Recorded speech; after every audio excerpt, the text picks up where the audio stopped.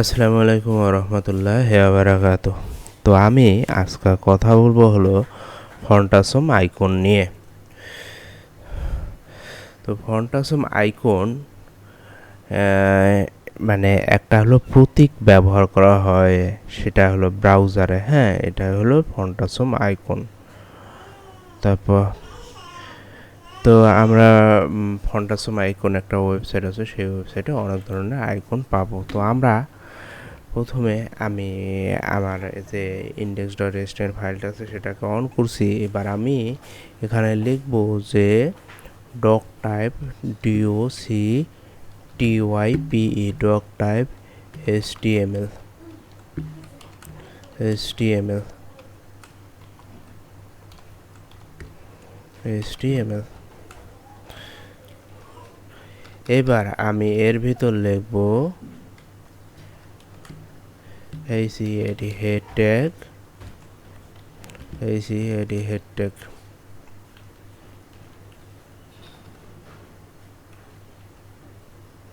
আর আমি এর ভিতর লিখব BODY বডি ট্যাগ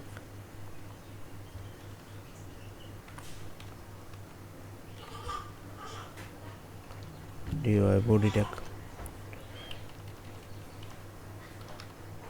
তো এখন আমি এখানে হেড ট্যাগের ভিতর আমি হলো ফন্টাসম আইকনের লিঙ্ক নিয়ে আসবো। তো আমি এখন যদি এখানে লিখি যে www.google.com, এখানে যদি আমি লিখি যে ফন্টাসম আইকন লিঙ্ক, এখানে ফন্টাসম আইকনের লিঙ্ক, হ্যাঁ, লেখার পর আমি দেখেন ফন্টাসম লাইব্রেরি। তো আমি এখানে ক্লিক করব। এখন এখান থেকে আমি এই লিঙ্কটা কপি করব।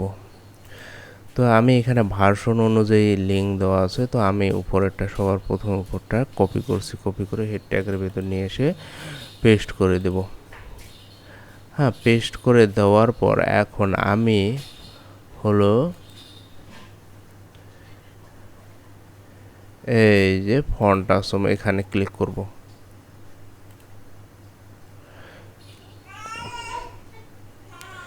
ক্লিক করার পর এখন মনে করেন যে আমি এখানে যে কোনো একটা আইকন আমি সিলেক্ট করব। ধরুন কথা এই আইকনটা সিলেক্ট করব। তো এই আইকনটা সিলেক্ট করে কপি করব। কপি করে এখানে বডি ট্যাগের মধ্যে গিয়ে পেস্ট করে দেব, কন্ট্রোলে সেভ। এখন যদি আমি আমার হলো ফাইলটা, ব্রাউজারে থাকা ফাইলটা, সেটা যদি আমি ডাবল ক্লিক করি,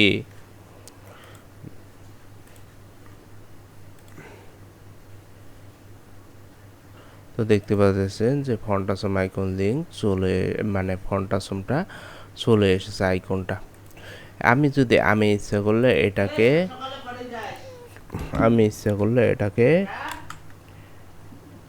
ট্যাগের ভিতর নিতে পারবো।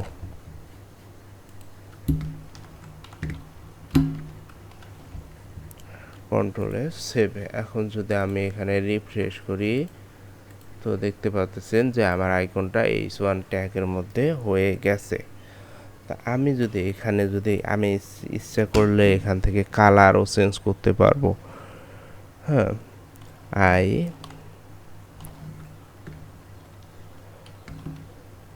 COLOR কালার আর রেড, কন্ট্রোলে save.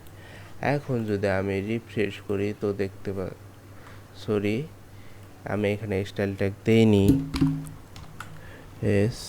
STYLE style,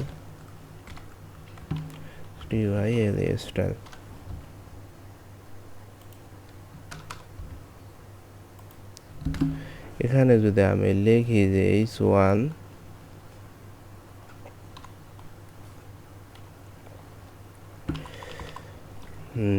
I COLOR colour আর রেড, কন্ট্রোলে সেভ। এখন যদি আমি ব্রাউজারকে রিফ্রেশ করি, তো দেখতে পাচ্ছেন যে আমি আমার আইকনের কালারটা চেঞ্জ করতে পারছি। এবার আমি যদি এখানে মনে করেন ধরুন এখানে অনেক ধরনের আইকন আছে আপনার হলো মানে আইকন আপনি মানে আপনার যেটা দরকার সেটা আপনি পাচ্ছেন না, তো সেই ক্ষেত্রে আপনি কি করবেন? তো আপনি প্রথমে ফন্ট আসম হোম মেনুতে যাবেন। তো হোম মেনুতে এখানে আপনি আপনার কাঙ্ক্ষিত ফন্ট আসমটা সার্চ করবেন, HOME home.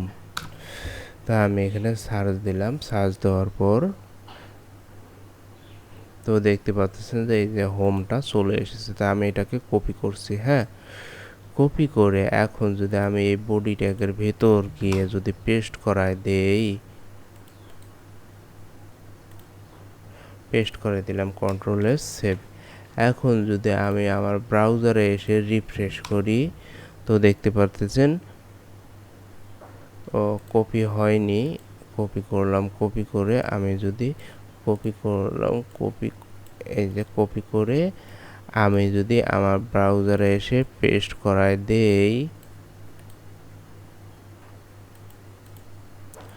Control S save. এখন যদি আমি এটা রিফ্রেশ করি তো দেখতে পাচ্ছেন যে আমার ফন্ট আসম আইকন হোমটা চলে এসেছে। হ্যাঁ,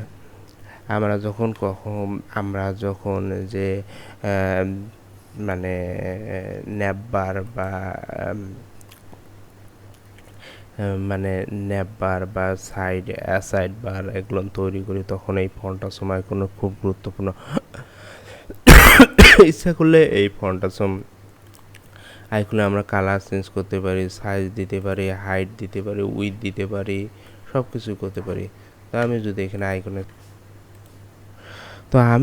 এবার হলো হাইট এবং উইথ বাড়াইতে চাই এই আইকনটার, তো আমি মানে এই আইকনটা মনে করেন যে একটু বড় করতে চাচ্ছি, সেক্ষেত্রে কি করব? তো আমি এখানে ধরুন লিখলাম যে FA, হ্যাঁ, তারপর 4x কন্ট্রোলে সেভ। এখন যদি আমি রিফ্রেশ করি